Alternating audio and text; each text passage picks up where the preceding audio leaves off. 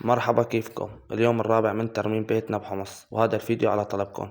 وشكرا على الدعم اللي دعمتوني اياه بالفيديو السابق. وهون مثل ما انكم شايفين كنت عم حمل نحاتي وشمينتو، لان المليس اجاني قبل بيوم ووصاني على 8 اكياس نحاتي وكيسين شمينتو و10 كيلو جبصين. وهون بعد ما حملت الاغراض بالسيارة رحت حاسبت الزلمة، لان اخذت 8 اكياس نحاتي والكيس النحاتي حقه 9000، واخذت الكيسين شمينتو والكيس الشمينتو حقه 85,000. حساب كامل طلع 242,000، يعني شيء تقريبا $25. وهون مثل ما نكون شايفين اجا الزلمة وصار يجهز بالجبلي مشان يليس البواب والحمام. وهون بعد ما جبل الجبلي برا فوتها لجوا وحط معها جبصين، لان البيت رطب وصار له زمان ما حدا ساكنه، فبيحط هاي الجبصين معها مشان تمسك بسرعة وتصير اقوى. وهون صار يحط حجار لان الكسور كتير كبيرة ومشان ما تكلفنا اكتر شمينته. وبعد ما عبى الفراغات مثل ما نكون شايفين صار ينعم بالتلييس مشان تصير هي والحيط واحد، مشان ما يصير فرق انه هاي خشن وهاي ناعم. واليوم خلصنا تلييس البواب، وبكرة ان شاء الله رح نبلش بتلييس الحمام. والزلمة اخد اجار ايده 150,000، وحق البضاعة 240,000، يعني تقريبا